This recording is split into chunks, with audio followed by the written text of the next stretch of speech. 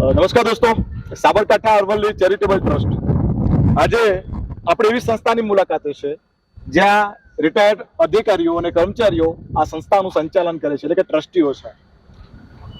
ભાડાના મકાનમાં ચાલતા આ સંકુલમાંથી 35 વિદ્યાર્થીઓ નોકરી લાગ્યા છે અને ખૂબ સારી મહેનત સાથે સમાજ શિક્ષિત થાય એવા ઉદ્દેશ સાથે આ લોકો વધી રહ્યા છે. આ સમાજના આ ટ્રસ્ટી મંડળમાંથી પણ આપણે વાત કરી છે. જ્યારે વિદ્યાર્થીઓ પણ આપણી વચ્ચે હાજર છે ત્યારે પૂછવું છે કે હાલ કેવા પ્રકારનું આયોજન છે અને ભવિષ્યમાં કેવા પ્રકારનું આયોજન આ સંસ્થા કરી રહી છે.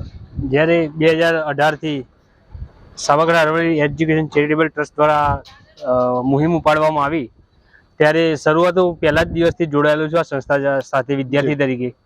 ત્યારે એ ગર્વ થાય છે કહેતા કે જ્યારે ગાંધીનગર જવું પડે આપણે તૈયારી માટે તો એવરેજ એપ્રોક્સિમેટ દર મહિને 10 થી 12 હજાર રૂપિયા ખર્ચો થતો હોય, તો અહીંયા 2 જિલ્લાના વિદ્યાર્થીઓને અહીંયા સગવડ મળી રહે એ હેતુ માટે સાબરકાંઠા અરવલ્લી સમાજના આગેવાનો, શિક્ષિત આગેવાનો અથવા રિટાયર્ડ અધિકારીઓ દ્વારા અહીંયા જે પ્રયત્ન કર્યો, મુહિમ ઉપાડી, એના થકી જે આજે ભાડાના મકાનમાં શરૂ કરી અને અહીંયા પોતાનું મકાન થઈ ગયું સંકુલ ત્યાં સુધી પહોંચ્યા છીએ.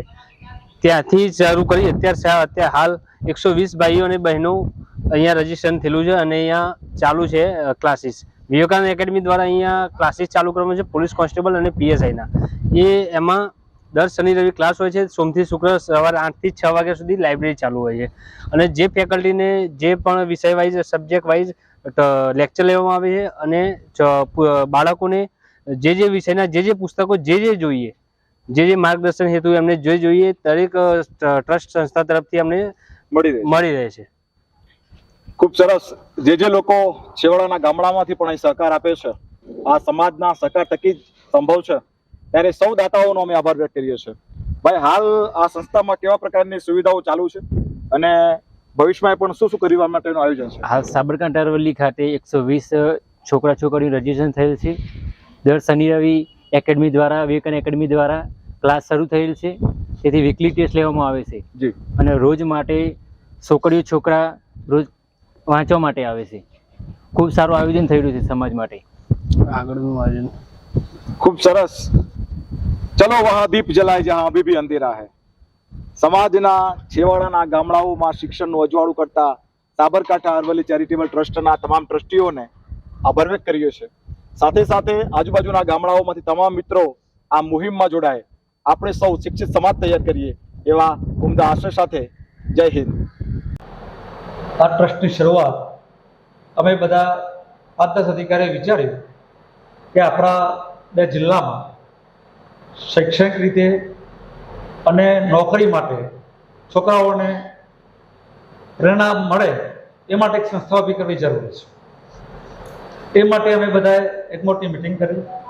એમાં સમાજના 500 થી 700 માણસો હાજર રહેલા.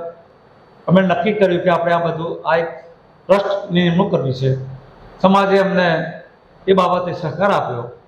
ત્યાર પછી અમે ટ્રસ્ટની નિમણૂક કરી, એનું રજીસ્ટ્રેશન કરાવ્યું અને ત્યાર પછી અમે એક ભાડાનું મકાન લઈ અને એમાં આ ટ્રસ્ટ સંચાલિત બાળકોનું કોચિંગ ક્લાસ ચાલુ કર્યો. એમાં ઘણી બધી ભરતીઓ થઈ. એમાં થોડી સફળતા મળતી ગઈ. અમારી ભૂલો હતી અમે સુધારતા ગયા. ક્યારેક પોલીસની ભરતીઓ હોય, ગ્રાઉન્ડમાં દોડવામાં છોકરા ના દોડી શકતા હોય, તો અમે એના માટે એનો માણસ રાખ્યો અને એ રીતે જે પૂર્તતા કરવા જેવી લાગી એ કરી. છેલ્લે અમે 2 વખતથી પોલીસ ભરતીની ક્લાસની ભરતીઓમાં ગાંધીનગરની જે પ્રખ્યાત કોચિંગ ક્લાસ છે વિવેકાનંદ, એનો સંપર્ક કરી અમે એની સાથે ટાઈઅપ કર્યું છે. લગભગ આગળ 4.5 લાખ હતા, આ વખતે 5-5.5 લાખ રૂપિયામાં અમે ટાઈઅપ કર્યું છે. દર શનિ રવિવારે છેલ્લા 1 જૂનથી એ લોકો ક્લાસ ચલાવે છે અને બાળકોને એનાથી પૂરો સંતોષ છે. અને અમારો ઉદ્દેશ અને હેતુ જેવી રીતે અમે આગળ ભણીને ગયા એમ સમાજના બાળકો જે ગામડામાં છે, જેને પ્રેરણા મળે, કોચિંગ મળે અને નોકરી મળે તે માટે આ ટ્રસ્ટનો લાભ લે. આ કોચિંગ ક્લાસનો અમે કોચિંગ ક્લાસ ચલાવીએ છીએ, કોઈની પાસે પૈસા લેતા નથી. સમાજ તમને આ માટે ખૂબ દાન આપ્યું છે. અમે આ મકાન પણ સ્ટડી સેન્ટર ઊભું કર્યું છે અને એનું ઉદ્ઘાટન પણ કર્યું. હાલ લાઇબ્રેરીના 2 રૂમ છે, બહેનો માટે, ભાઈઓ માટે. એક કાર્યાલય ઉપર મોટો 200-300 માણસ બેસી શકે એવો કોચિંગ ક્લાસ માટેનો હોલ છે અને એમાં અમે કોચિંગ ક્લાસ ચલાવીએ છીએ. ખૂબ સરસ. આપણી વચ્ચે શ્રી નાગજીભાઈ દેસાઈ, નાયબ વન સંરક્ષક શ્રી અને હાલ ઉપપ્રમુખ તરીકે આ ટ્રસ્ટમાં સેવા આપે છે. તો સાહેબ, હાલ કેટલા બાળકો અહીંયા અભ્યાસ કરે છે અને ભવિષ્યમાં કેટલા બાળકો અભ્યાસ કરે એવું આપનું આયોજન છે? હાલમાં આ સંસ્થાની અંદર 120 બાળકો, વિદ્યાર્થીનીઓ અને વિદ્યાર્થીઓ એનરોલમેન્ટ થયેલો છે અને 120 બાળકો આવે છે.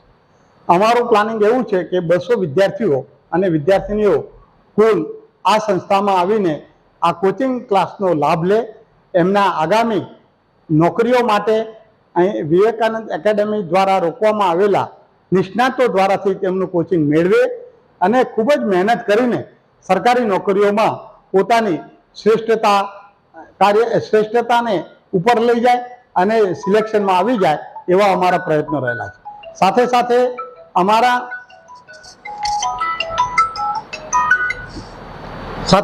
અમારા એ પણ પ્રયત્નો રહેલા છે કે લાઇબ્રેરીને અદ્યતન બનાવી અને લાઇબ્રેરીમાં તેમને દરેક કેડરના પોલીસ, ફોરેસ્ટ, કોમ્પ્યુટર્સ, ક્લર્ક્સ, સ્ટેનોગ્રાફર્સ, અન્ય ક્લાસ 1-2ની પરીક્ષાઓ, યુપીએસસીની પરીક્ષાઓ એ માટેના જનરલ નોલેજ અને સ્પેસિફિક સબ્જેક્ટ માટેના વિષય નિષ્ણાતો દ્વારા તૈયાર કરેલું મટીરિયલ એમને ઉપલબ્ધ થઈ રહે અને તેઓ સ્માર્ટ ટીવી બોર્ડથી એમના એ ક્લાસમાં એ સ્માર્ટ ટીવી બોર્ડનો ઉપયોગ કરીને ઓનલાઈન જે ડિજિટલ ઇન્ફોર્મેશન મળે છે એ પણ મેળવે અને દુનિયાની સાથે અત્યારના વૈજ્ઞાનિક અને ટેકનિકલ આ જમાનામાં ખૂબ જ આગળ આવે અને પોતે સારી સિદ્ધિ મેળવે એવી અભ્યર્થના સાથે અમે આ કાર્યક્રમ શરૂ કરેલો છે.